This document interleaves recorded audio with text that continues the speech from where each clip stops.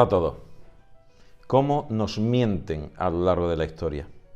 Las mentiras históricas han sido profusas a lo largo de todo el devenir de las circunstancias de la humanidad y han determinado historias, entre comillas, que nos hemos creído a pie juntilla y que se han repetido una y otra vez hasta la saciedad. Hoy traigo un ejemplo de mentira histórica, mentira absolutamente irracional, si te pones a analizarla, pero que mantenemos todos en nuestra mente porque es hiper mega conocida. Todo el mundo conoce la historia del Titanic y sabe que el Titanic se hundió por un corte que le hizo un iceberg, directamente una masa de hielo en la zona de flotación del barco. Seccionó el acero como si fuera mantequilla.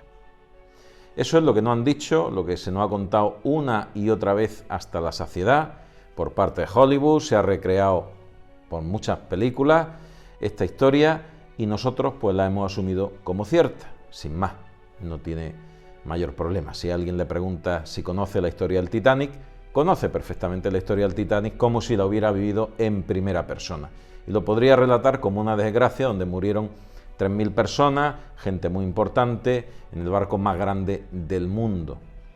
Y eso, hasta donde sabemos, fue así.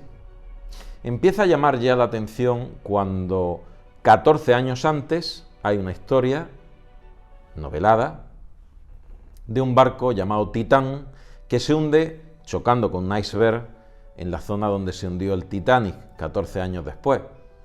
Y uno empieza a pensar, qué visión, como Julio Verne, que era capaz de describir en sus novelas el futuro y decir las cosas que iban a pasar, ¿también sucedió con este libro? ¿O alguien noveló el accidente del Titanic en base a ese libro para contar una historia que no era cierta y justificar la muerte de gente muy importante que se oponía radicalmente a la creación del Fondo Monetario Americano, la Reserva Nacional? La Reserva Federal Americana fue creada un año después del hundimiento del Titanic y curiosamente toda la gente que se oponía a la creación de la Reserva Federal cayó en ese accidente. Os traigo un documental que a mi entender está genial hecho, muy bien explicado y explica la verdadera historia de ese barco llamado Titanic. Nada tiene que ver con lo que se narra ahí, con lo que nosotros tenemos en la retina de todas las películas que hemos visto sobre el Titanic. Todas ellas son algunas obras magistrales del cine, pero una cosa es el cine y otra cosa es la historia. La historia la escriben los vencedores, no olvidéis jamás, y casi nunca es objetiva. Es muy difícil encontrar hechos históricos importantes de forma objetiva. ¿Qué contarán dentro de 50 o 100 años de nosotros, de lo que estamos viviendo hoy en día? Seguramente no se parece en nada a lo que realmente está pasando. Incluso lo que nosotros creemos que está pasando no se parece en nada a lo que realmente está sucediendo. Os invito a ver el documental.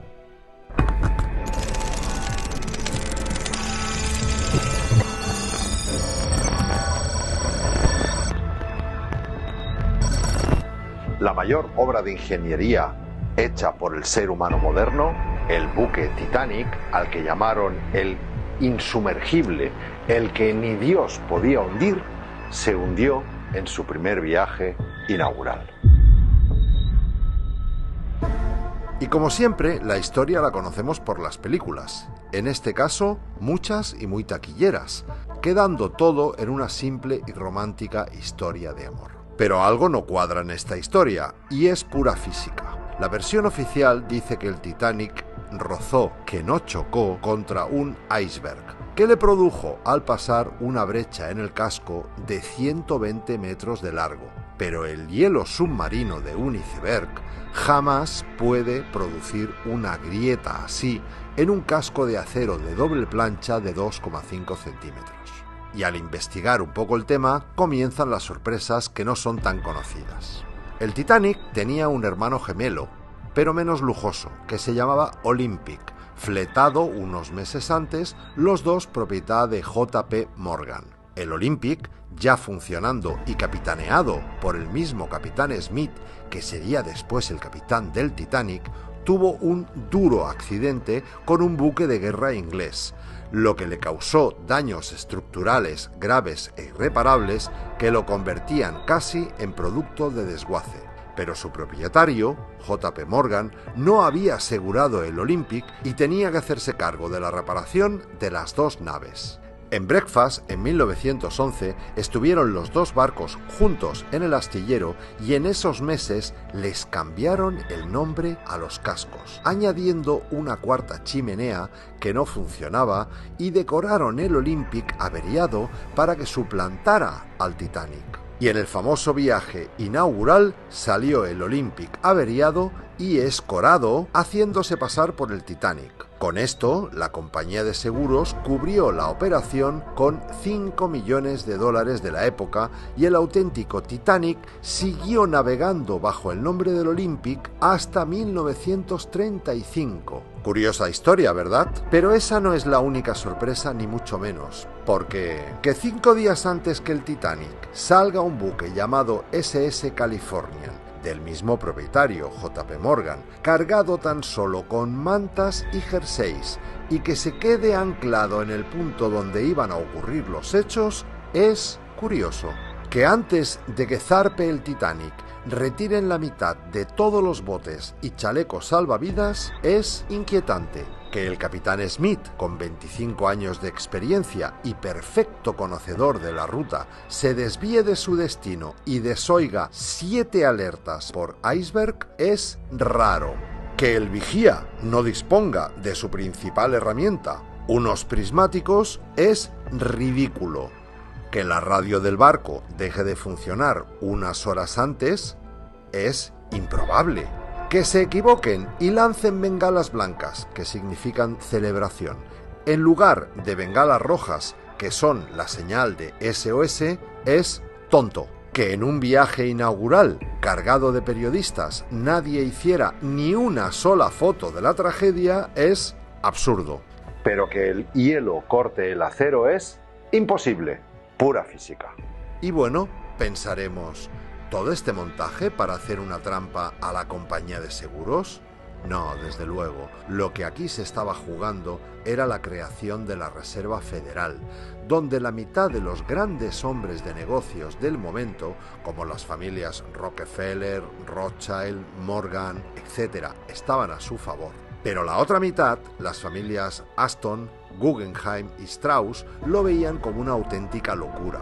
Pues bien, los que estaban a favor, como J.P. Morgan, como dueño, y a pesar de ser el viaje inaugural de su barco, deciden a última hora no embarcar tanto él como unos 50 amigos suyos y miembros de la naviera, llegando algunos de ellos a dejar sus enseres personales y personal de servicio dentro. Y murieron, casualmente, todos aquellos que estaban en contra de la creación de la Reserva Federal.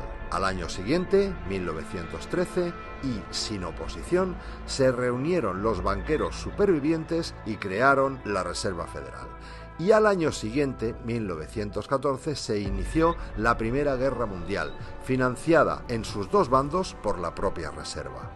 Pero llega el momento, en 1985, en que encuentran el Titanic a 3.000 metros de profundidad y, ¡oh, sorpresa!, resulta que no tiene ninguna brecha de 120 metros, sino que tiene varios agujeros de entre 1 y 50 centímetros producidos al parecer por varias explosiones que se produjeron desde dentro hacia afuera, y en las hélices el nombre de Olympic. La sorpresa final nos la llevamos cuando existe un libro, además llamado Titán, de Morgan Robertson, describiendo al milímetro lo ocurrido en el Titanic, pero escrito 14 años antes.